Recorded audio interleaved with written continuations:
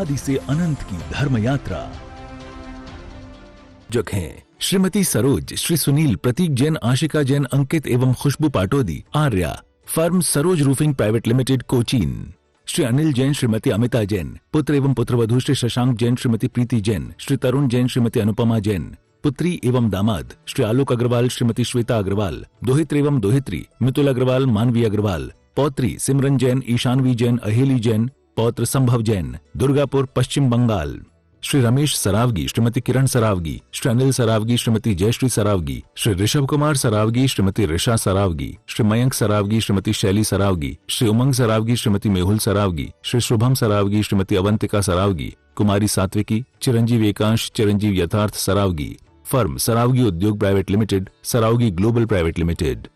नाथ भगवान की दोनों हाथों को आकाश की ऊंचाई में प्रदान करते हुए पूरी चेतना के साथ चैतन्य चमत्कारी श्री चंद्र प्रभु भगवान की, परम शांति विधायक श्री शांतिनाथ भगवान की, चिंतामणि श्री पार्श्वनाथ भगवान की, वर्तमान शासन नायक श्री महावीर भगवान की, 24 तीर्थंकर भगवंतों की, संत शिरोमणि 108 आचार्य गुरुवर श्री विद्यासागर जी महामुनिराज की, नवाचार्य श्री समय सागर जी महाराज की, गुणायतन प्रणेता शंकर समाधान प्रवर्तक भावना योग जनक तरुणाई के प्रखर वक्ता पूज्य मुनिवर श्री प्रमाण सागर जी महाराज की, पूज्य मुनिवर श्री संधान सागर जी महाराज की, पूज्य निर्यापक श्रवण मुनि श्री प्रसाद सागर जी महाराज की, पूज्य मुनिवर श्री शीतल सागर जी महाराज की, समस्त मुनि संघ की। आइएगा बंधु, टीवी चैनल का सबसे लोकप्रिय कार्यक्रम सायंकालीन शंका समाधान के इस दिव्य सत्र को आप सभी लोग बुढ़ार के इस पावन दिव्य देशना मंडप से सुन रहे हैं, जहां से एक रात के बाद दिव्य परमात्मा गर्भ में आने वाले हैं। कल प्रातःकाल की मंगल वेला से पंचकल्याण का शुभारंभ होगा, लेकिन उसके पहले आज एक और सौभाग्य बुढ़ार की इस पावन धरती के लिए, यहाँ के रहने वाले भव्य आत्माओं के लिए प्राप्त हुआ है, जब पूज्य मुनिवर श्री प्रमाण सागर जी महाराज जी का सत्संग सानिध्य तो आप सभी के लिए था ही, लेकिन आज पूज्य मुनिवर निर्यापक श्रमण आचार्य भगवान के मानस पुत्र के रूप में जिनके लिए जाना जाता है, ऐसे मुनि श्री प्रसाद सागर जी महाराज और मुनि श्री शीतल सागर जी महाराज जी का आगमन हुआ है। आइएगा हम पूज्य श्री के पावन श्री चरणों में प्रार्थना करें शंका समाधान के इस दिव्य सत्र के लिए। उसके पहले उनके पावन श्री चरणों में नमोस्तु निवेदित करते हैं। दोनों हाथों को जोड़िएगा, आपके लिए भी मंगल आशीष मिले और आपके माध्यम से देश और दुनिया में इस समय जो लोग अपने घरों पर बैठ करके टीवी चैनल के माध्यम से, पारस चैनल, जिनवाणी चैनल, आदिनाथ चैनल और प्रामाणिक ऐप के माध्यम से इस कार्यक्रम को देख रहे हैं, उन सब के लिए भी मंगल आशीष की छांव प्राप्त हो। जोड़िएगा, दोनों हाथों को जोड़िएगा। बोलेंगे हे मुनिवर नमोस्तु नमोस्तु नमोस्तु। और आइए गुरुवर के आशीर्वाद से हम और आप अपनी शंकाओं का समाधान गुरु मुख से प्राप्त करें। उसके पूर्व आप सभी के लिए सूचना है, कल प्रातःकाल की वेला में देव शास्त्र की सांची यात्रा, घाट यात्रा, श्री शोभा यात्रा के माध्यम से हमारा 6 दिवसीय अनुष्ठान का शुभारंभ होगा। और जैसे ही शोभा यात्रा मुख्य मंडप में पहुंचेगी, ध्वजारोहण के माध्यम से विधिवत हमारा अनुष्ठान का शुभारंभ होगा। और कल के ध्वजारोहण करने का सौभाग्य प्राप्त कर रहे हैं श्रीमंत सेठ उत्तम चंद जी, अनुराग जी, अनुज जी, कटनी बिलासपुर परिवार। जोरदार तालियों का सम्मान करें, जिन्हें इस अनुष्ठान का प्रथम पुण्याजक बनने का सौभाग्य प्राप्त हुआ है। आइए आज हमारे बीच में बुढ़ार से जिला न्यायाधीश श्रीमान सुशील जी अग्रवाल, श्रीमती नेहा जी अग्रवाल हमारे बीच उपस्थित हैं। मैं सम्मान सहित आमंत्रित करूंगा, वे आए परम पूज मुनिवर के श्री चरण वंदन करते गुरुवंदना का सौभाग्य प्राप्त करें। श्रीमान सुशील जी अग्रवाल, श्रीमती नेहा जी अग्रवाल, जिला न्यायाधीश बुढ़ार आएंगे, श्रीफल चढ़ा के गुरुवर का आशीर्वाद प्राप्त करेंगे। और इनके सम्मान के लिए मैं आवाज दूंगा हमारे छोटेलाल जी शरावगी साहब और श्रीमती शाले जी शरावगी, ये आएंगी। सम्माननीय सुशील जी अग्रवाल, श्रीमती नेहा जी अग्रवाल, उनका महोत्सव कमेटी की ओर से सम्मान का कार्यक्रम संपन्न करें। और मैं चाहूँगा आप जोरदार ताली बजाकर हमारे अग्रवाल जी का सम्मान करें। और साथ में कमेटी के पदाधिकारी रजी भैया, अजित भैया, मनोज भैया, ये सभी आएंगे। सम्माननीय सुशील जी अग्रवाल, जिला न्यायाधीश बुढ़ार, और श्रीमती नेहा जी अग्रवाल, उनका महोत्सव कमेटी की ओर से सम्मान का कार्यक्रम संपन्न कर रहे हैं। इसी क्रम में हमारे बीच में जिन्होंने इस अनुष्ठान में भरपूर सहयोग प्रदान करने का संकल्प लिया है, यातायात व्यवस्था या शोभा यात्रा जहाँ जहाँ से निकलेगी उन सब में, और साथ में सुरक्षा, इस अनुष्ठान में पूरी टीम लगी हुई है सुरक्षा के लिए। हमारे थाना प्रभारी बुढ़ार श्रीमान विनय सिंह जी परिहार हमारे बीच उपस्थित हैं। अपने शांति के साथ मैं आमंत्रित करूंगा वे परम पूज मुनिवर के श्री चरण वंदन करते गुरु वंदना का सौभाग्य प्राप्त करें और उनके सम्मान के लिए आवाज दूंगा। हमारे महायज्ञ नायक भाई राजकुमार जी, साथ में ईशान इंद्र,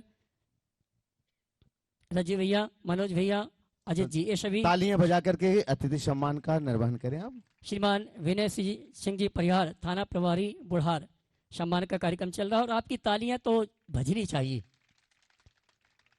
और यही चलते हैं सम्मान के क्रम को यही विराम देते हुए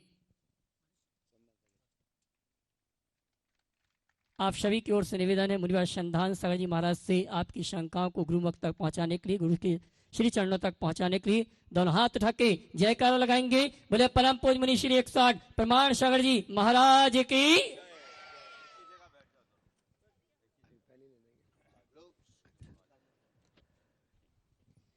शंका समाधान का आज का ये सत्र गुरु चरणों में अपन प्रारंभ करते हैं और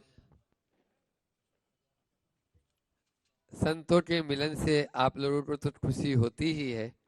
अभी आज आप लोगों ने देखा बुढ़ार वासियों का ये परम सौभाग्य रहा कि यहाँ और दो मुनिराज अपने बीच में यहाँ आए और 4 चांद हो गए।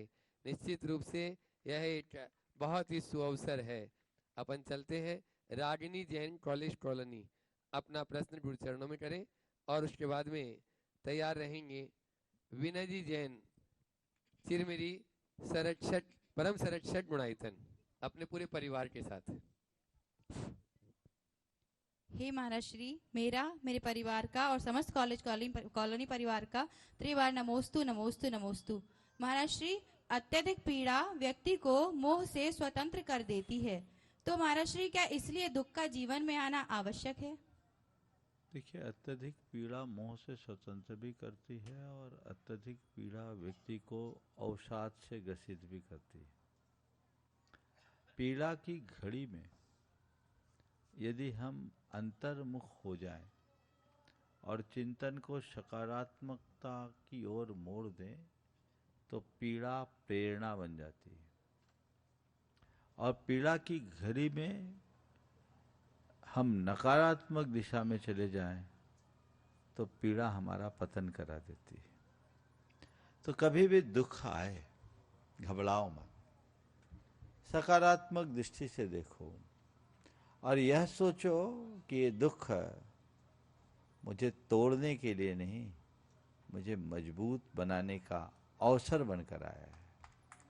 अगर ऐसी सोच हो, ऐसी सकारात्मकता अंतरंग में हो तो कितना भी गहरा दुख क्यों न हो, मन स्थिर बना रहेगा। और यदि मन में नकारात्मकता है, हताशा आएगी, हमारा मन टूट जाएगा, अवसाद से ग्रसित हो जाएंगे। तो पीड़ा को प्रेरणा बनाएं, पीड़ा से पीड़ित ना हो, प्रेरित हो, ऐसा प्रयास करें। नमोस्तु महाराज जी। शकुन जैन राजीव गुरु चरणों में अपना प्रश्न करें और उसके बाद में तैयार रहेंगे doctor Sanjeev ji Jain oriental paper मिल अमलाई। ओ नहीं है, अगला नाम बोलो। राजीव वाले नहीं है, डॉक्टर संजीव जी हैं। नहीं है। प्रतीक जी नाहर भिलाई छत्तीसगढ़, प्रतीक जी नाहर गुरु चरणों में अपना प्रश्न करें। नमोस्तु गुरुदेव। मेरी जिज्ञासा है गुरुदेव कि इस भाव में जैन कुल और आपका सानिध्य मिला, ये तो पूर्व पुण्यों का उदय है और हमको सबको पता है कि इस भाव में, इस पंचम काल में मोक्ष नहीं हो सकता, परंतु इस भाव में ऐसे क्या धार्मिक लक्ष्य और आध्यात्मिक लक्ष्य हो कि मोक्ष का बीजारोपण हो सके? ऐसे कौन से गुण और भावनाएं हम भाएं जिससे आगामी भावों में हमारी माता को 16 सपने हो और रत्नों की वर्षा हो। हे गुरुदेव, मार्गदर्शन करें कि इस गृहस्थ जीवन को आगे कैसे बढ़ाएं मोक्ष मार्ग की तरफ। देखिए, सबसे पहली बात तो मैं ये कहूँगा कि मोक्ष नहीं मिलता, हमें इसकी कोई परवाह नहीं। मोक्ष मार्ग मिल रहा है, हमें इसका हर्ष होना चाहिए। समझ गए? और ये तय है कि मोक्ष तभी मिलेगा जब हम मोक्ष मार्ग पर चलेंगे। हमने अपना अनंत जीवन दिशाहीन होकर के जिया है, व्यर्थ किया है। ये हमारा सौभाग्य है कि हमारे हृदय में सद्बुद्धि जगी, सद्गुरु की कृपा बरसी, तो हमने अपने जीवन के मर्म को समझा, और यदि हम सही दिशा और दृष्टि पाले तो हमारी दशा पक्के तौर पर बदलेगी। संसार मार्ग और मोक्ष मार्ग में एक मौलिक अंतर है। संसार मार्ग में व्यक्ति भटकता है। मोक्ष मार्ग में कोई भटकता नहीं, क्योंकि संसार मार्ग में घुमाव है, मोक्ष मार्ग सीधा चलता है। समझ गए? संसार मार्ग तुम्हारे हाईवे की तरह, जिसमें बहुत सारे सड़कें और मोड़ फूटते हैं, कहाँ भटक जाओ पता नहीं। मोक्ष मार्ग रेलवे के ट्रैक की तरह जो स्ट्रेट जाता है। एक बार ट्रैक पकड़ गए तो गंतव्य पर पहुंचोगे। ट्रेन लेट भले हो जाए, भटक नहीं सकती। समझ गए? तो हम लोगों ने ट्रैक पकड़ लिया, इसका हमें हर्ष होना चाहिए। समझ गए? अब रहा सवाल, मोक्ष की उपलब्धि के लिए हम क्या करें। मैं आपको कहूंगा कि पूर्ण मोक्ष भले न हो, आंशिक मोक्ष आज भी है, और आंशिक रूप से हम मोक्ष पाने का यत्न करें। हम किससे मुक्ति पाएं? अपने दोषों से, अपनी दुर्बलताओं से, अपने दुर्गुणों से, तो दुखों से भी मुक्ति होगी। देखिए, अपने अंतरंग में उतर करके मेरे अंदर दोष क्या है, मेरी दुर्बलता क्या है, मेरे दुर्गुण क्या है, ये मेरे दुख के कारण है, इन्हें मैं दूर करूंगा तो मैं अपना कुछ कल्याण कर पाऊंगा। समझ गए? दोष हमारे स्वभावगत होते हैं, दुर्बलता हमारी मनोवृत्ति होती है, और दुर्गुण हमारी प्रवृत्ति में जुड़े रहते हैं। तो हम अपने भाव स्वभाव को, मनोवृत्ति को और प्रवृत्ति को निखारने का प्रयत्न करें। धर्म आराधना का मूल उद्देश्य यही है कि हम अपनी चेतना और अपने मन को परिष्कृत करें, अपने आप को भावनात्मक स्तर पर व्यवस्थित करें, ताकि हम विकार मुक्त हों। काम, क्रोध, लोभ, मोह, ये हमारे अंदर के दोष हैं, विकार। अधीरता, आकुलता, उत्तेजना, ये हमारे अंदर की दुर्बलता है, जो हमें उद्विग्न करती है, परेशान करती है। और व्यसन, बुराइयां हमारे दुर्गुण हैं, जो हमारे जीवन को विकृत बनाते हैं। इन्हें दूर करो संकल्प के साथ, संयम के मार्ग में चलकर। आपने एक भाव किया, हम ऐसा क्या करें कि आगामी समय में मेरी माता को 16 सपने आए। भाई, तीर्थंकरों की माँ को 16 सपने आते हैं, क्यों आते हैं? एक बार मुझसे किसी ने पूछा कि महाराज जी, भगवान के जन्म के पूर्व माँ को सपने क्यों आते हैं और 16 सपने ही क्यों आते हैं? तो मैंने उसका उत्तर दिया, और उसी उत्तर से आपके सवाल को जोड़ूंगा। मैंने कहा कि जैसे सूरज उगने के पहले लालिमा फूट जाती है, ऐसी महान विभूतियों के आगमन के पहले उसके पूर्व संकेत आ जाते हैं। ठीक है? अब 16 सपने क्यों आते हैं? क्योंकि तीर्थंकरों की माँ को आने वाले 16 स्वप्न उनके संपूर्ण व्यक्तित्व को प्रकट करते हैं। 16 कलाओं का पूर्ण चंद्र होता है, तो 16 परिपूर्णता का द्योतक है। और वो 16 इसलिए होते हैं क्योंकि 16 आना सच होते हैं। समझ गए? 16 आना सच होते हैं। तो माँ को 16 सपना आए तो मैं आपसे कहता हूं 16 आना सच बनाकर धर्म को जीना शुरू कर दो। आज नहीं कल ये अवसर प्राप्त हो सकता है, क्योंकि जिस तीर्थंकर परमात्मा की हम आज आराधना कर रहे हैं, अतीत में कभी वे भी हमारी तुम्हारी तरह ऐसे बैठे होंगे। वहीं से उठ कर गए। जैन धर्म की एक सबसे बड़ी विशेषता है, जैन धर्म कहता है कोई भी अनादि सिद्ध परमात्मा नहीं है। आज जिसे हम परमात्मा के रूप में पूछते हैं, अतीत में वे हमारी तुम्हारी तरह कई साधारण आत्मा थे। अप्पा सो परमात्मा, आत्मा ही परमात्मा बन जाता है। तो आत्मा को परमात्मा बनने का मार्ग खुला है, उस दिशा में आगे बढ़े, अपने आप को पहचाने, अपने दोषों दुर्बलताओं दुर्गुणों को दूर करें। हमारे अंदर के विकार मिटेंगे, हमारे भीतर का परमात्मा प्रकट होगा। नमोस्तु गुरुदेव।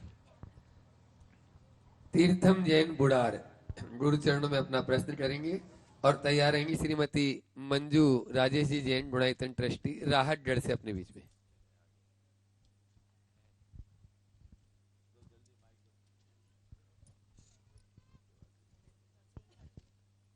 अपना प्रश्न करें शीघ्रता से।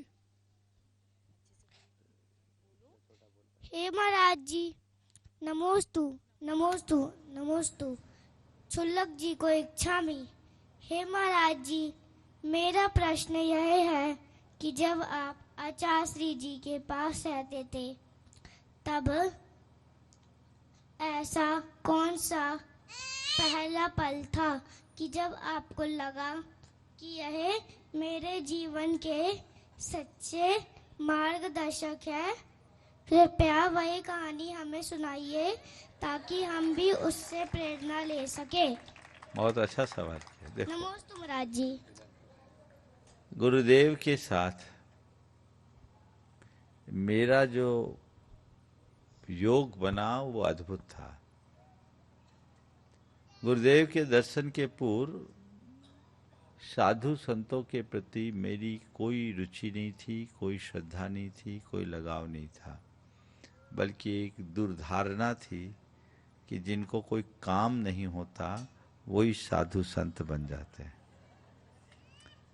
लेकिन जब गुरुदेव का आगमन हुआ, वो सम्मेद शिखर की वंदना के लिए गए, इधर से ही गए थे,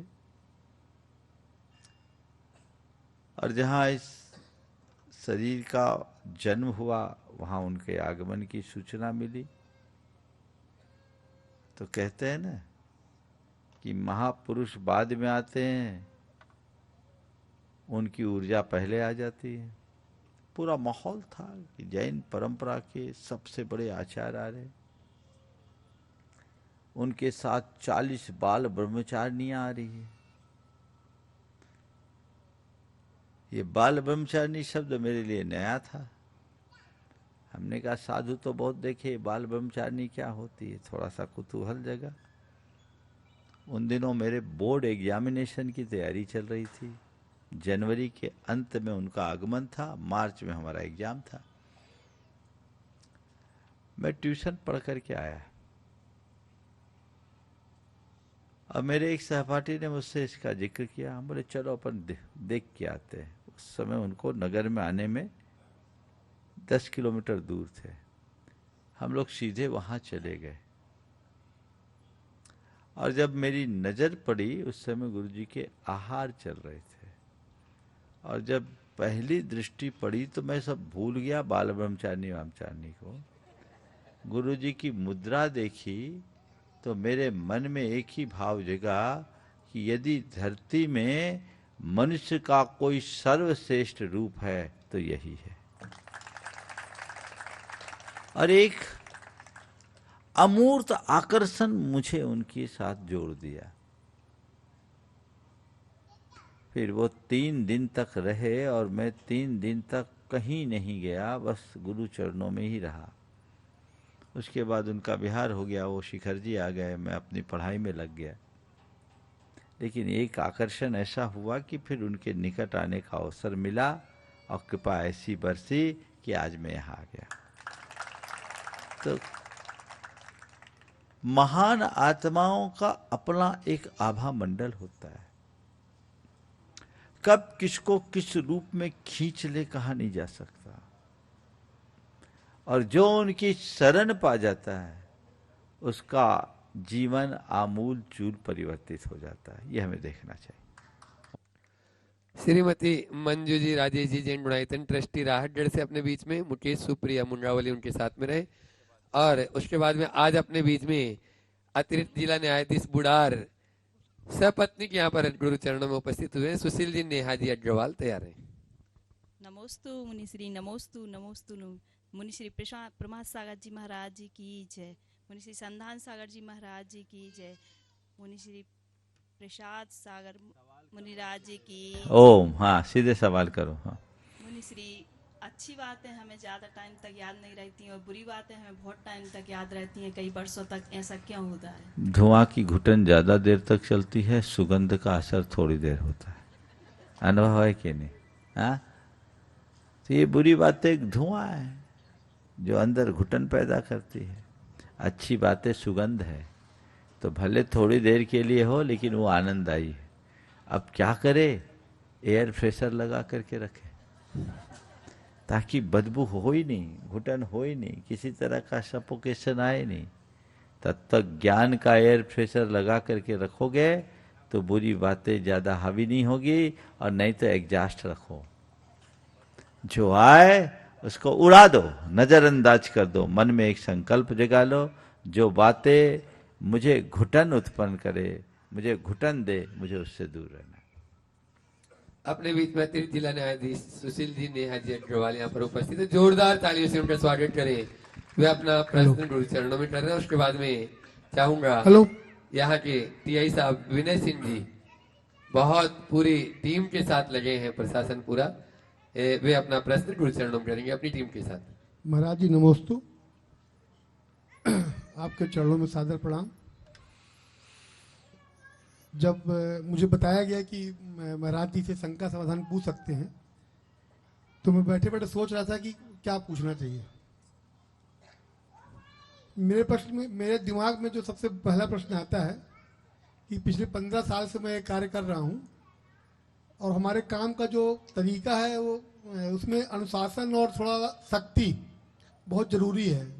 और जो लोग हमसे जुड़ते हैं तो कहीं ना कहीं मन में मेरी शंका आती है कि ये कुछ अतिरिक्त लाभ लेने का प्रयास कर सकता है। और काफ़ी लोग जुड़ते हैं, चूँकि पद ऐसा है, और लोग जुड़ते हैं और काफ़ी अच्छा व्यवहार भी करते हैं, पर इसके कारण ये मेरे को दिक्कत होती है, तो लोगों से जुड़ाव मैं महसूस नहीं कर पाता। और इस कारण परिवार में हो या समाज में हो या मिलने वाले लोगों से है, एक दूरी बना के रखना पड़ता है मेरे को, और लोगों से संबंध जो है वो आत्मीय नहीं बन पा रहा, जबकि इसके पहले नौकरी में आने के पहले ऐसी स्थिति नहीं थी। अब इसके लिए क्या उपाय हो सकता है? देखिए, हर व्यक्ति को अपने अपने भूमिका के अनुरूप जीना पड़ता है। आपके लिए जो दायित्व है वो साधारण नहीं, बड़ा गुरुतर दायित्व है, इसलिए इस दायित्व को तो निभाना ही पड़ेगा। थोड़ा बहुत रिजर्वेशन तो रखना ही पड़ेगा। अगर आप लोगों के प्रभाव में आएंगे तो आपका काम प्रभावित हुए बिना नहीं रहेगा। इसलिए मैं नहीं चाहता कि आप जैसे लोग, या आपके एथिक्स के भी अगेंस्ट होता है कि आम जनों के प्रभाव में आए। लेकिन एक सॉल्यूशन मुझे दिखता है। जितनी देर आप अपने दफ्तर में रहें तब तक आप अपने आप को एक जज माने, और बाहर निकले तो आप अपने आप को एक सामान्य इंसान बना ले। फिर लोगों से मिले तो जज बनकर ना मिले, और लोगों को कह भी दें कि इस घड़ी मैं तुम्हारे साथ जज बनकर नहीं मिल रहा हूँ, मैं एक सामान्य व्यक्ति, तुम्हारा आत्मी, तुम्हारा स्नेही बनकर मिल रहा हूं। और कोई व्यक्ति जब चर्चा के दौरान ये अपने संपर्कों का लाभ उठाना चाहे, आप उसे एकदम रिस्ट्रिक्ट कर दो कि भैया ये चीज ठीक नहीं है। जब मैं अपनी कुर्सी पर बैठूंगा तो वही करूंगा और वही करूंगा जिसका मैंने शपथ लिया है। बाहर मैं तुम्हारा आत्मीय स्वजन हो सकता हूं, कुर्सी पर बैठने के बाद तो मैं एक निष्ठावान न्यायाधीश की तरह काम करूंगा। यदि इतनी बात आपने अपने अंदर लागू कर ली तो आपकी पीड़ा भी दूर होगी और अव्यवस्था से भी बच जाओगे। और यदि आप इसे भूल जाओ तो आप अंदर से भावनात्मक रूप से कमजोर हो जाएंगे या आपका जीवन व्यवहार शून्य हो जाएगा, जो बहुत दुखदाई होता है। और ऐसे लोगों को जब तक पद पे रहते तब तक तो ठीक है, रिटायरमेंट के बाद बड़ी परेशानी का सामना करना पड़ता है। इसलिए बीच का रास्ता निकाल करके चलने में ही समझदारी है, जो फार्मूला मैंने आपको दिया है। बुढ़ार नगर के पुलिस प्रशासन से टीआई साहब विनय सिंह जी अपने बीच में आज यहाँ पर उपस्थित है। जोरदार ताली से उनका भी स्वागत करें। और उसके बाद में LIC development officer Budhar Sujeet ji Shrivastava गुरु चरणों में महाराज जी प्रणाम। पुलिस विभाग में महाराज जी असामाजिक तत्वों से सामना करना पड़ता है। हम उनसे सामान्य व्यवहार थोड़ा नहीं कर पाते हैं जैसे सामान्य व्यक्ति से करते हैं। तो क्या उचित है कि अनुचित है, पुण्य है कि पाप है? महाराज जी इसका शंका समाधान करें। देखिए, आपका जो काम है उसको आपको अपने ही तरीके से करना पड़ेगा। हर व्यक्ति का जीवन एक सा नहीं होता और हर व्यक्ति का धर्म भी एक सा नहीं होता। मैं सभी से कहता हूं, जज साहब से भी कह रहा हूं, एक हमारा इंडिविजुअल धर्म है और एक प्रोफेशन रिलेटेड धर्म है। समझ गए? तो जो आपका प्रोफेशन है उससे रिलेटेड आप धर्म करें, कर भी रहे। और आप जैसे लोगों के लिए ही ये सूक्ति है, सठे साठ्यम समाचरे। आप निरपराध के साथ इस तरह का व्यवहार करोगे तो आप पाप के भागी हो। लेकिन अपराधी को सीख देने के लिए और समाज को अपराध मुक्त बनाने के लिए ऐसा कार्य करते हो तो वह आपका कर्तव्य है, करे। लेकिन हाँ, इसमें हम ये देखें कि हम जानबूझकर इंटेंशनली पूर्वाग्रहवश कुछ तो नहीं कर रहे। यदि हम अपने प्रोफेशन के अकॉर्डिंग कर रहे हैं तो कोई दोष नहीं, पर हम अपने पर्सनल एटीट्यूड से प्रेरित होकर कर रहे हैं तो अच्छी बात नहीं है। उसे देखकर काम करना चाहिए। उसमें भी प्रशासन का एक अपना तरीका है। सख्ती अलग बात है और मारपीट, हिंसा और क्रूरता अलग बात है। मैं कहूंगा कि आप जैसे प्रशासक सख्त प्रशासक बने, पर क्रूर न बने, संवेदनशील बने। बस इस वाक्य को याद रखें कि मुझे सख्ती रखनी है, क्रूरता नहीं, तो दुविधा से बच जाएंगे। बहुत सारे लोग, अधिकारी आपके विभाग के, कई बार सख्ती की जगह क्रूरता के रास्ते को अपना लेते हैं। हालांकि वर्तमान में बहुत सारे कानून भी आ गए हैं और पेचीदगियां भी हैं जो आप लोगों को उलझा भी देती हैं। लोग सावधान रहते हैं, लेकिन कई बार वो आ जाता है जब हम पावर का दुरुपयोग करते हैं तो निश्चित रूप से ऐसी स्थितियां बनती हैं। हम उसे बिल्कुल ध्यान में रखें। अगर हम सरल बन जाएंगे तो आपके लिए जो दायित्व वो आप कर ही नहीं पाओगे, और क्रूर बन जाओगे तो आपको जो होना चाहिए आप वो नहीं रह पाओगे। तो बस सख्त रहें, क्रूर न बने, इतना हम ध्यान में रखें तो कोई कठिनाई नहीं होगी। आपका काम आरक्षक का है। आप कानून व्यवस्था को बनाए रखने के लिए अपना योगदान देते हैं। तो कानून व्यवस्था को बनाए रखना धर्म है, अधर्म नहीं। कानून व्यवस्था का उल्लंघन अधर्म है, अपराध है, वो देश के नियमों के विरुद्ध है। तो आप नियमों के अनुकूल व्यवस्था बना रहे हैं तो कोई दोष नहीं। बस एक वाक्य और जोड़ूंगा, एक बात सदैव ध्यान रखना, समाज के लिए नियम है, नियम के लिए समाज नहीं। ये वाक्य गहरा है, थोड़ा समझना। समाज के लिए नियम है, जनता के लिए नियम है, नियम के लिए जनता नहीं है। हमें कहां थोड़ी फ्लेक्सिबिलिटी रखनी है, ये अपने को ध्यान में रखना है, ताकि नियमों का संरक्षण भी हो और रास्ता भी प्रशस्त हो। बहुत बहुत सुजीत श्रीवास्तव जी, LIC बुढ़ार, गुरु चरणों में अपना प्रश्न करें। पहले से माइक पहुंचा दे, समय बचेगा भैया। और उसके बाद अपने बीच में डुणाइतन के संरक्षक चिरमरी से विनय जी जैन, अपनी बिटिया डॉक्टर पारुल जी जैन प्रश्न कर रहे हैं उनकी। गुरु जी के चरणों में कोटि कोटि प्रणाम। गुरु जी, मेरा प्रश्न है समाज को लेकर कि हम कैसे समाज को सशक्त और भविष्य के लिए सुरक्षित बनाएं। उसमें हमारा इंडिविजुअल क्या योगदान होना चाहिए कि हमारा समाज भविष्य में सुरक्षित भी रहे, सशक्त भी रहे। समाज को सशक्त और सुरक्षित बनाए रखने के लिए व्यक्ति को मजबूत बनाए।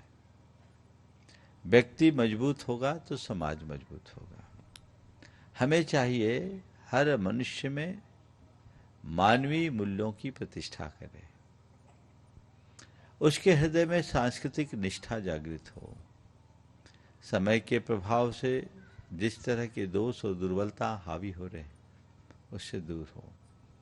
सशक्त समाज वो नहीं जिसके पास पर्याप्त संसाधन हो। सशक्त समाज वो है जो सामाजिक संवेदनाओं से जुड़े हो, सरोकारों से जुड़े हो, संस्कारों से जुड़े हो। सामाजिकता सुरक्षित होगी तो समाज सुरक्षित होगा। और हमारे समाज का मूल रहा है प्रेम, परस्परता, आत्मीयता, बंधुत्व और करुणा जैसे उदात्त मूल्य।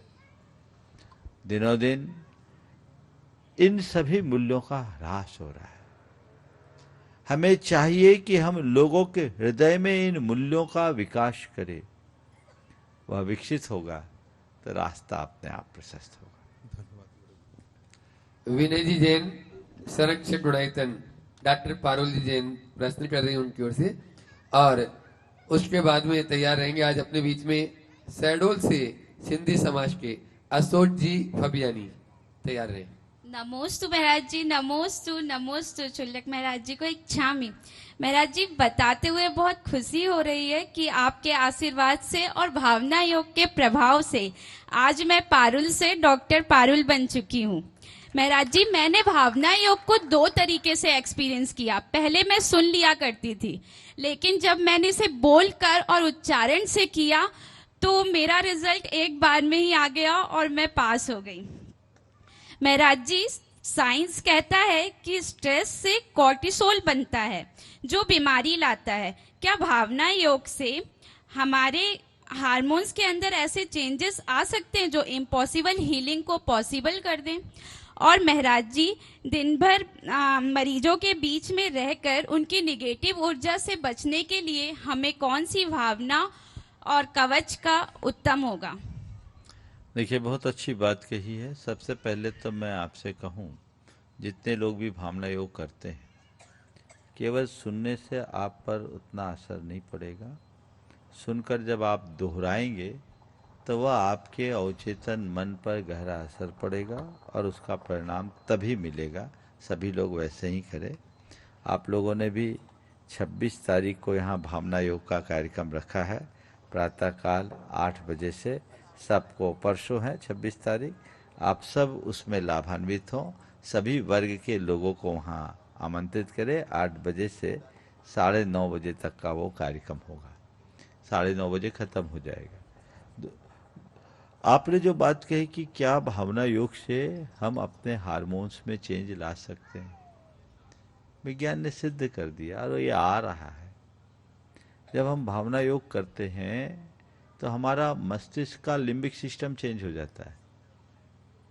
एमिगडाला जो है हमारे प्रीफ्रंटल कॉर्टेक्स को कंट्रोल करता है। प्रीफ्रंटल कॉर्टेक्स हमारा जब सक्रिय हो जाता है तो एमिगडाला को नियंत्रित कर लेता है।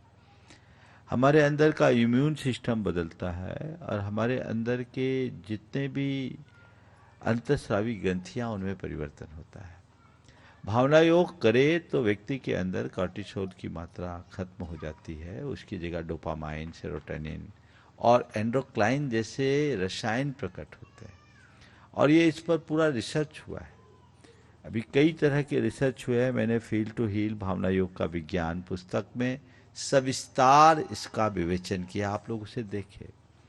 आपको सुनकर के बड़ा अच्छा लगेगा कि अभी एम्स भोपाल ने भावना योग पर रिसर्च की प्रक्रिया को प्रारंभ कर दिया है। ये उपक्रम चल रहा है और अन्य अनेक विश्वविद्यालयों में इसमें काम चल रहा है। बहुत जल्दी भावना योग पर एमए का कोर्स भी बरकतुल्लाह विश्वविद्यालय से शुरू होने वाला है। तो ये भावना योग कोई साधारण प्रक्रिया नहीं है। ये एक विज्ञान सम्मत साधना है कि हम अपनी भावनाओं के बल पर अपने जीवन को किस तरीके से परिवर्तित कर सकते हैं।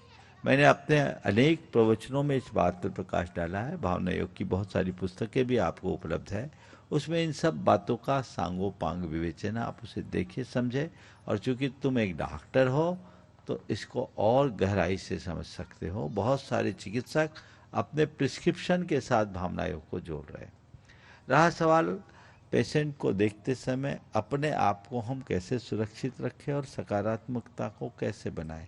सबसे पहले प्रातःकाल उठकर के आप भावना योग करो और भावना योग में इस बात को और जोड़ो कि हे प्रभु, मुझे इतनी शक्ति दो कि मैं सबकी पीड़ा हर सकूं, मैं लोगों का दुख दूर कर सकूं, मैं जिसकी भी चिकित्सा करूं वो स्वस्थ हो सके।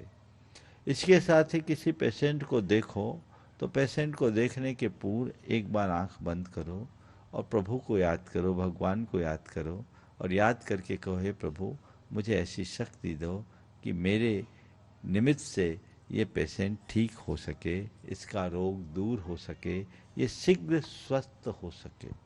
ये भाव हमारे साथ निकलना चाहिए और ऐसा आप करेंगे तो निश्चित रोगी पर भी असर पड़ेगा और आप भी सुरक्षित रहेंगे। जी महाराज जी, नमोस्तु महाराज। पूज्य महाराज श्री जी का चाहे प्रातःकाल का प्रवचन हो, चाहे संकल्प समाधान हो, प्रतिदिन सिंधी समाज से बिलोंग करते हुए भी प्रतिदिन सुनते। जोरदार ताली बजाती। शहडोल से अशोक जी फबियानी गुरु चरणों में अपना प्रश्न कर रहे हैं और उसके बाद में एडवोकेट रानू जी जैन नागपुर से अपने बीच में गुरु चरणों में प्रश्न करेंगे। नमोस्तु गुरुदेव, नमोस्तु गुरुदेव, नमोस्तु गुरुदेव। पूरे सिंधी समाज संभाग शहडोल संभाग की तरफ से आपके चरणों में वंदन। गुरुदेव, ये मेरा प्रश्न किसी को ठेस पहुंचाने के लिए नहीं है। ये माइक जो है, मैं दूसरी बार आपके सम्मुख आ रहा हूँ, आपके उपस्थित हो रहा हूँ। मैं रात के अंधेरे में माथे पर पट्टी रखते रखते भोर हो गई महाराज जी। हाथ की उंगली पकड़ते पकड़ाते सुबह हो गई। साइकिल के कैरियर से स्कूल पहुंचाते पहुंचाते दोपहर हो गई। ऊंची पढ़ाई ऊंचे बड़े शहर से करवाई। दूर का पंछी ऐसे आसमान में उड़ा कि दूर से ही शहनाई की गूंज सुनाई देने लगी। आंख के आंसू ढलते ढलते रात हो गई। ऐसा क्यों महाराज श्री, ऐसी क्या गलती हो गई? बहुत गहरी बात है।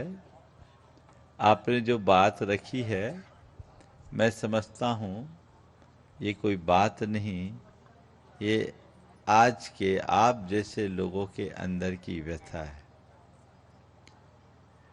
आपने पूछा ऐसी क्या गलती हो गई।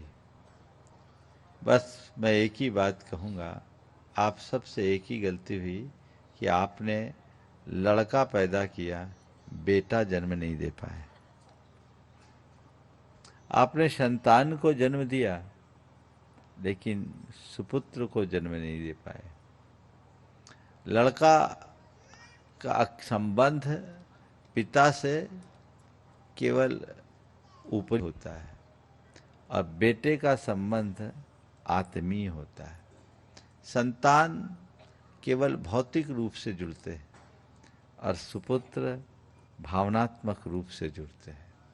काश हमने अपनी संतति को बौद्धिक रूप से परिपुष्ट करने के साथ साथ भावनात्मक रूप से सबल बनाने का प्रयत्न किया होता तो ये दुविधा नहीं आती। आज यही हो रहा है। हमने उनकी शिक्षा पर बल दिया, संस्कारों को नज़रअंदाज किया, हमने उन्हें सामग्री भरपूर दी, स्नेह देने में पीछे रह गए, संस्कार देने में पीछे रह गए और उसने ये सारे सवाल खड़े कर दिए। एडवोकेट रानूजी जैन नागपुर हमारे संघ की सबसे बड़ी माता जी गुरुमती जी के परिवार से, और उसके बाद में तैयार रहेंगे स्वाति जैन बुढ़ार। मंचासीन सभी मुनिराजों के श्री चरणों में त्रिभक्ति के साथ बारंबार नमोस्तु। शुल्लक महाराज श्री के चरणों में बारंबार इच्छामि। महाराज श्री, जैसे हमारा प्रोफेशन है, जैन धर्म कहता है कि जो सजा है वो हमारे कर्मों के अधीन होकर जो मिलती है, लेकिन जब हम किसी अपराधी को सजा दिलाने के लिए, जैसे न्यायाधीश जो हमारे यहाँ पर मौजूद है आज, उनके सामने जब हम अपील फाइल करते हैं या उनके सामने हम प्रेजेंट करते हैं कि महाराज श्री इनके लिए हमें ये सजा दी जाए, ये किया जाए, तो उसमें हमें क्या दोष प्राप्त होता है? देखिए, मतलब जैन धर्म के अनुसार महाराज जी, आपका काम क्या है? आप वकील हो। वकालत का पेशा क्या कहता है? अपने क्लाइंट को सजा दिलाना और निर्दोष को मुक्त कराना। अगर दोषी को दंड दिलाने के लिए आप प्रयास करते हैं तो ये अपराध नहीं, ये न्यायिक प्रक्रिया का हिस्सा है। और न्याय व्यवस्था व्यवहार धर्म का एक अंग है। अगर न्याय व्यवस्था का उल्लंघन हो जाए तो धर्म व्यवस्था ही खत्म हो जाएगी, समाज में अराजकता फैल जाएगी। इसलिए न्याय व्यवस्था होनी चाहिए। न्याय व्यवस्था में एक प्रक्रिया बनाई गई कि किसी के साथ मनमानी ना हो, उसको न्याय मिले और उसके अपराध के अनुरूप उसे सजा मिले। इसीलिए अधिवक्ता, अभिभाषक या वकीलों की व्यवस्था की गई। लेकिन इसमें अधर्म कब होगा? जब आप निर्दोष को दोषी साबित करने की कोशिश करोगे अथवा अपराधी के पक्ष में पैरवी करके उसे सजा मुक्त करने का प्रयत्न करोगे। आपको पता है ये रेपिस्ट है, आपको पता है ये हत्यारा है, आपको पता है इसने बड़ा अपराध किया है, और आप उसके पक्ष में खड़े हो, यानी आप पापी का समर्थन कर रहे हो, अर्थात पाप का समर्थन कर रहे हो। ये बात तो पूरे वकीलों को समझना चाहिए कि मैं कर क्या रहा हूँ। बहुत गंभीर है, इस पर विचार करना चाहिए। नमोस्तु महाराज। स्वाति जैन बुढ़ार गुरु चरणों में अपना प्रश्न करेंगे और उसके बाद में तैयार रहेंगे जो गुरुवर के सपनों को साकार करने में अपने को पूरा लगा चुके हैं, लगा रहे हैं, ऐसे रोबिन भाई आगरा से अपने बीच में यहाँ पर उपस्थित है। गुरु चरणों में अपना प्रश्न करेंगे।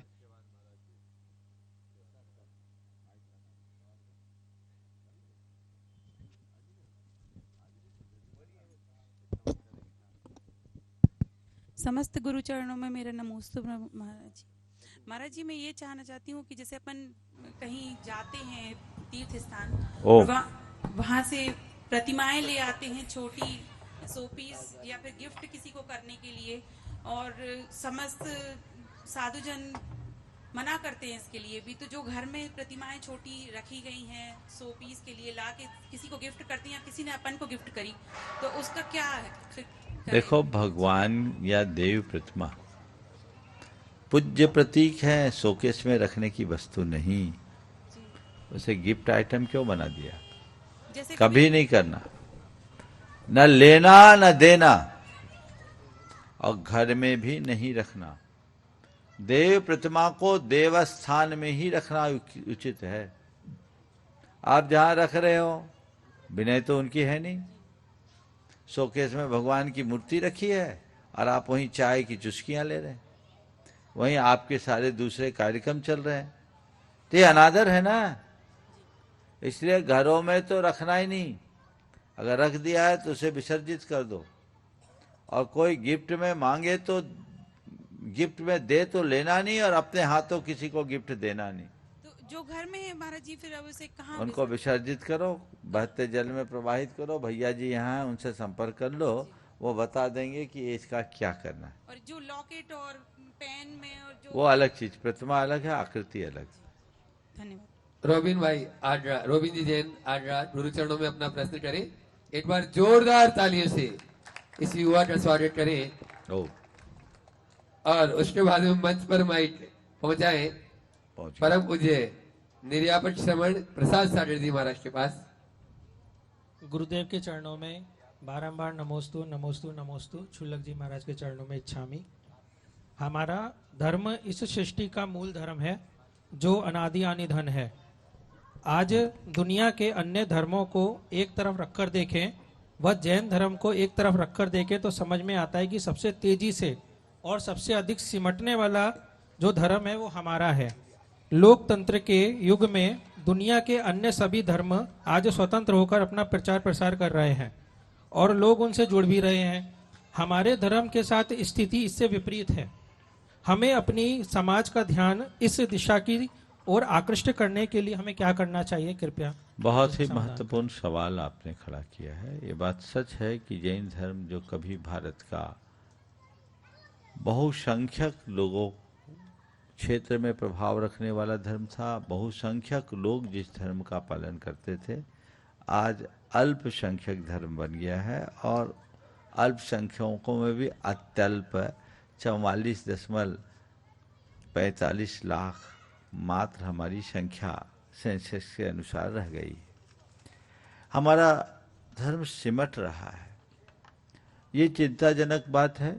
जबकि जैन धर्म को हमें जगत व्यापी बनाने का प्रयत्न करना चाहिए। जैन धर्म एक ऐसा धर्म है जिसके माध्यम से सारे संसार में शांति और सद्भावना विकसित की जा सकती है, और आज विश्व को इसकी सर्वाधिक आवश्यकता भी है। इसके लिए हम लोगों को कुछ सार्थक प्रयास करना चाहिए। हम लोगों ने अपने धर्म को अपने मंदिर मूर्तियों तक और धार्मिक आयोजनों तक सीमित कर लिया, जबकि हमें इस धर्म के मूलभूत तत्वों को जगत व्यापी बनाने का प्रयत्न करना चाहिए। आज हम एक बहुत अच्छे दौर में जी रहे हैं, संचार क्रांति का युग है। हम प्रत्यक्ष रूप से जहाँ नहीं जा सकते, तकनीक के माध्यम से हम अपनी बात वहाँ पहुँचा सकते हैं। हमें चाहिए कि हम जैन धर्म की युगानुरूप व्याख्या करें, लोगों को बताएं कि जैन धर्म हमारे लिए कितना प्रासंगिक है। हम नाम के साथ जैन लगाएं या न लगाएं, हमारे कर्म में जैन होना चाहिए। अहिंसा हमारे जीवन में कितना महत्वपूर्ण स्थान रखता है। हम लोगों को बताएं कि जैन धर्म एक ऐसा धर्म है जो व्यक्ति को सहज, शांत, स्वस्थ और संतुलित जीवन जीने का मार्ग बताता है, जिसको अपनाकर व्यक्ति बहुत आनंद से अपना जीवन जी सकता है। जियो और जीने दो का मूल मंत्र जैन धर्म का मंत्र घोष है।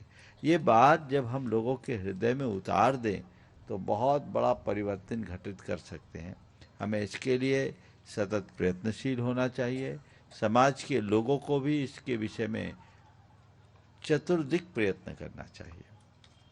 जो संभावना है ठोस कार्य योजना बना करके आगे बढ़ाना चाहिए। मैंने तो विगत दिनों ये अभियान ही छेड़ा, जैन बनाओ, जैन बढ़ाओ, जैन बसाओ और जैन बचाओ। अर्थात हम नाम से जैन न बनाएं, कर्म से जैन बनाएं। लोगों के हृदय में जैनत्व के प्रति निष्ठा जागृत हो, ताकि भारत का ये प्राचीनतम धर्म जगत व्यापी बन सके और विश्व में शांति और सद्भावना का विकास किया जा सके। धर्म के नाम पर आज जो वृद्धि हो रही है वो संप्रदाय की वृद्धि हो रही। जैनियों ने कभी संप्रदाय को बढ़ाने का भाव नहीं रखा, जैनियों ने सदैव धर्म को विकसित करने की बात की। हमारा भी प्रयास संप्रदाय को बढ़ाने की जगह धर्म को विस्तृत करने का होना चाहिए और धर्म के मूलभूत तत्वों को लोगों के बीच पहुंचाकर उसके लिए प्रयास करना चाहिए। और चलते हैं परम पूज्य निरापक्षमण प्रसाद सागर जी महाराज के चरणों में और उनसे निवेदन करते हैं दोनों हाथ जोड़ ले। और वे उनकी अपनी कोई शंका नहीं, लेकिन हम सबको समय हो रहा, हाँ, हम सबको समाधान की गंगा में प्रवाहित करने का अवसर प्रदान करें। को सादर नमोस्तु। अमरकंटक सबुदती क्षेत्र में विगत 30-32 वर्षों तक आचार्य का प्रवास रहा, और जितनी बार भी आचार्य का प्रवास रहा प्रत्येक बार मैं गुरु चरणों के साथ में वहाँ पर रहा, अमरकंटक सबुदय में।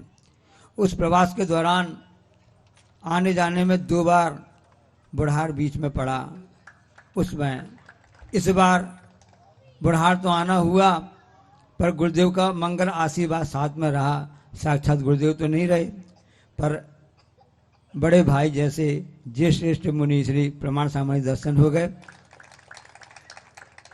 प्रभु के यहाँ, गुरु के यहाँ और माता पिता के यहाँ पर पूछने की जरूरत नहीं होती है, पहुंचने की जरूरत होती है। एक कहाँ के सीमा तक इसका निर्धारण किया जावे। प्रभु, गुरु और माता पिता के यहाँ पूछने की जरूरत नहीं है, पहुंचने की जरूरत है। बहुत अच्छा संदेश महाराज श्री के मुख से आप सब तक पहुंचा है। इस अर्थ में महाराज जी बड़े भाग्यशाली हैं क्योंकि इन्हें गुरु चरणों में सेवारत रहने का लंबा अवसर प्राप्त हुआ है। सुदीर्घ काल तक ये रहे। हम लोग तो बाहर प्रवासों के कारण उतना निकट से सानिध्य नहीं ले पाए, लेकिन जितना भी लिए वो भरपूर मिला। आपने जो कहा कि प्रभु, गुरु और माता पिता के यहाँ पूछने की जरूरत नहीं है, पहुँचने की जरूरत है। एक दृष्टि से ये कथन बिल्कुल सही है, लेकिन दूसरी तरह से जब बात की जाए, यदि वो प्रत्यक्ष हो और उनका कोई निर्देश हमें प्राप्त है तो उससे बाहर कुछ भी काम करो तो बिना पूछे मत करो। इस वाक्य को पूरी तरह लागू करने से कई बार उच्छृंखलता हो सकती है, लेकिन अगर हम इसे व्यापक संदर्भ में समझकर स्वीकार करते हैं तो ये हमारी निष्ठा को बढ़ाती है।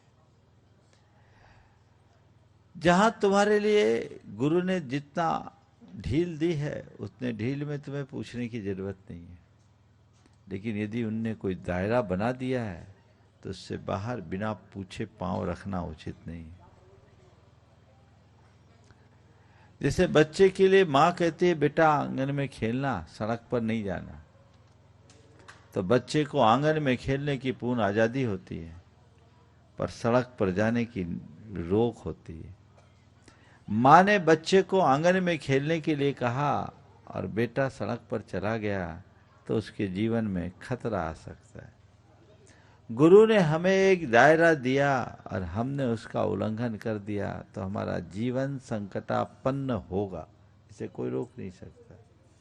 अगर उस सीमा को लांघना है तो सम्मति जरूरी है, बिना सम्मति के ऐसा करना ठीक नहीं है।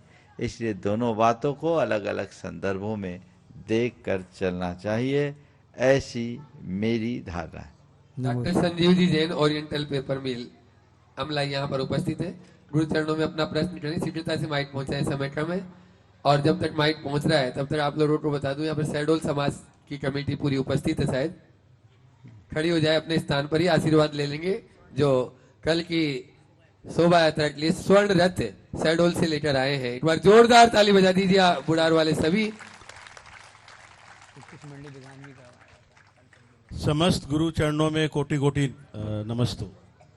महाराज श्री, बहुत व्यक्तिगत क्वेश्चन है, शायद मेरे घर वाले इसकी आज्ञा भी ना देते अगर उनको बताता। एक मन में दुविधा है, जो परिवार बहुत ज्यादा धर्म करता हो, धर्म आचरण में ही जीता हो, हमेशा समाज के लिए बहुत अग्रिम रहता हो, सहायता करता हो, सब कुछ तन मन धन सबसे समाज की सेवा करता हो, उस बावजूद भी उस परिवार पे इतने संकट क्यों आते हैं?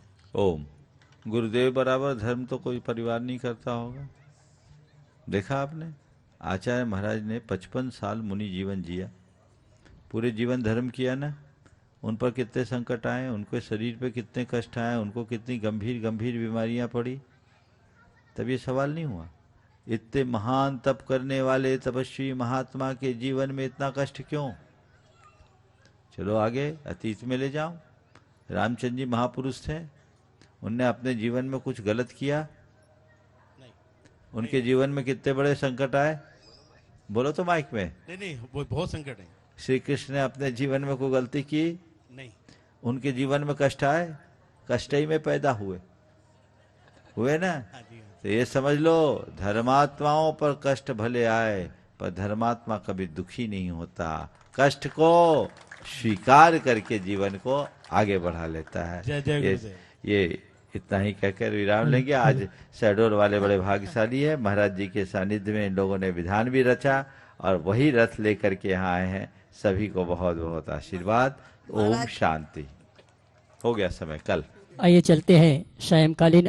इस कार्यक्रम के पुण्यार्जक थे श्रीमती सरोज, श्री सुनील, प्रतीक जैन, आशिका जैन, अंकित एवं Khushboo Patodi, Arya, firm Saroj roofing private limited, Cochin.